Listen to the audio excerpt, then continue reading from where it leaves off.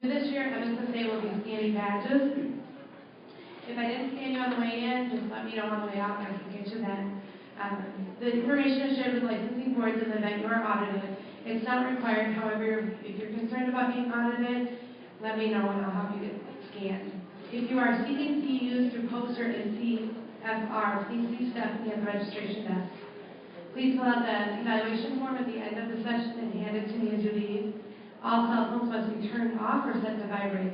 No calls are to be taken during the session. If you must take a call, please exit the room prior to talking. Now I'm pleased to introduce Andre Koen with AM Horizons, who will be presenting Creating Cultural Competence. So I don't mean to bother you or to bug you, but those of you who are way out in Egypt, if you just come a little closer to the front, I appreciate it. But I won't have to extend so much energy to get this out to you, so I appreciate that. And know that wherever you sit, you can leave at any point to take care of whatever you need to take care of. So I appreciate that you've done that for me. Thank you so much. I guess my microphone's not going. Okay. I can be pretty loud. How is that? Is that a good volume? Okay, good. Sweet. So just really briefly, you can read my bio and stuff in the program. Just very briefly, for the last few years, I have been an educational consultant with government nonprofit organizations full time. Before that, I worked at Anoka County. And I was the diversity coordinator there and affirmative action officer there. And before that, I worked with colleges. I taught high school. I taught middle school.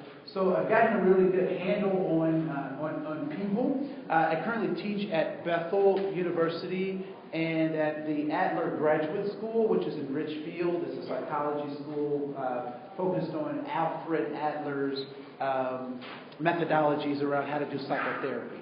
So those are a few things about me. Hopefully everyone did get a handout because we will be addressing that. And how many people have been to a cultural competence training before? Raise your hand. Okay. You are the people I have to heal. So one of the things that I have found in participating in those kinds of trainings is that there's something that's missing. There's always something that's missing. And we spend a great deal of time talking about those things that make us different, but we don't spend a lot of time talking about the things that actually make us more similar. And we also don't talk about the context that helps to shape our behaviors, right? And so if I know what the taboos are, that is only part of the equation. I need to know why those taboos exist. Or if I understand the context, I might not even need to know about what the taboos are because I have a good sense of the context. And so in this particular training and opportunity, we're going to spend a lot of time talking about the context that provides the framework for this cultural competence. Because I believe if you don't understand the context, even if you have all of the individual pieces of understanding the culture, you won't be able to effectively relate with other people. And we'll talk more about what that context is or what a context is. All right? So we'll start. I'm going to start here, and this was a piece of art that I had commissioned particularly for this workshop, and specifically to kind of address the mountaintop speech that was given by Reverend Dr. Martin Luther King. And one of the things that I found very interesting, how many people have heard the mountaintop speech? Okay. Well, the mountaintop speech was actually the last speech that Dr. King gave before his assassination. So he gives the speech Sunday night, and Monday morning he is assassinated. And the interesting thing about the mountaintop speech is that he uses some phraseology that I think is important for us as helpers and as guides. And he uses the story that comes from his religious background around the exodus of the people of Israel out of the land of Egypt and into the Promised Land. And I don't know if folks have seen the movie. Have they aired the movie yet with Charlton Heston this season? The Ten Commandments, where he stands there, let my people go, or the other part is, with out of my cold dead hands. No, that's an NRA speech. I get those confused, right? And so he equates this concept of coming out of the land of Egypt to the civil rights struggle. And what he says is that he has been to the mountaintop and he has seen the Promised Land. Now the irony in that story is that the guy that was leading them out of bondage, out of Egypt, his name was Moses. And Moses never made it into the Promised Land. And neither did Dr. King. But he saw it. And he gave us a commission and he said, as a people, who will get there? We will. He says, as a people, we will make it into the Promised Land.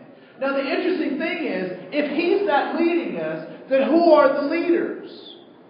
Who are the new Dr. Kings in this so-called Promised Land? Is Dr. King going to be reincarnated and show up and give another speech? I have a dream. Is he going to do that? No. And I would imagine that Gandhi's not coming back, Mother Teresa's not coming back, and neither is Nelson Mandela. They are not coming back to come and do our work. So who is going to be responsible for doing that work? Us. And if there is going to be another Dr. King, it is going to be, what is your name? It's going to be Mariah. If there's going to be another Mother Teresa, it's going to be Nicole. These great individuals have given those mantles to us. And we either pick them up and walk with them or we ignore them. I'm in a grocery store. And actually it was the dollar store. I was trying to make it sound better. But I was at the dollar store, and there was a couple, African-American couple. Now, their race has little to do with the scenario, but it's part of the story. And so an African-American couple with a small baby, under the age of 20, I would say. Right? I can smell Similac coming off of them. So I'm in the dollar store, they're in front of me, and the young lady pulls out of her basket an apple juice and puts it up on the counter. While she's doing this, some sparkling thing has captured the young man's attention. And so he looks over at this thing.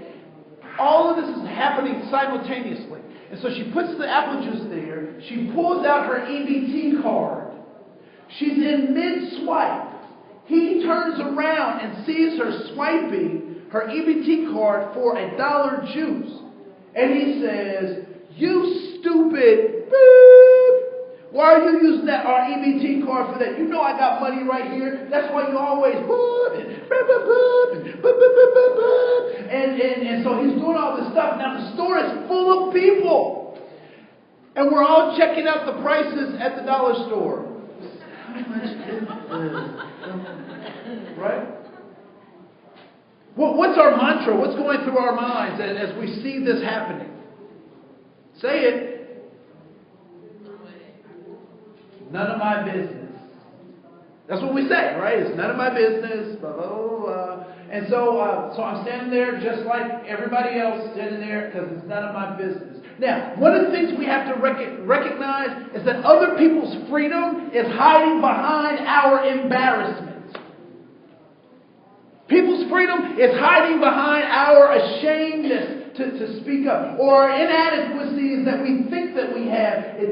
We keep people bound and boxed in because we're embarrassed to stand up and say something, or we don't know how to say something. So I'm standing there and I'm watching this, and everybody, I'm just like everybody else, and then the voice speaks, and I hate when the voice speaks.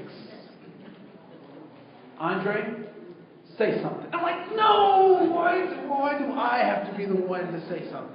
Right? All these other people, talk to them. Don't talk. Quit talking to me. Right? And it says, say something. And so I don't know about you, but I try to make deals with the voice. Right? So the voice says, say something. And I said, okay, I will say something if this is the case, if that's the case. And so they were getting their stuff, and he's still going off on her. And this was the part that really pricked my heart to start listening to the voice, because as he's cussing her out, he's puffing up and getting all hyper masculine, and he's pointing his finger and all this kind of stuff. Guess what she says? Nothing. Which led me to believe that this probably was not the first time that this kind of incident happened. And so I'm watching her not even be moved by all this drama. And so I'll make a deal with the voice. By this time, they're outside of the store. I said, voice, if they're still outside by the time I'm done with my purchase, I will say something. All right? So I pull out my card, and I'm swiping it slowly. So slow that the cashier's like, will you just swipe the card? Right? So finally I swipe the card and it beeps, boop. And so I get my stuff and I'm headed out the door, but now he's on the phone talking to somebody, and he's still all puffed up on the phone. I'm like, I can't disturb him while he's on the phone. I can't say anything. And so I say, well, voice, if he gets off the phone before I get to my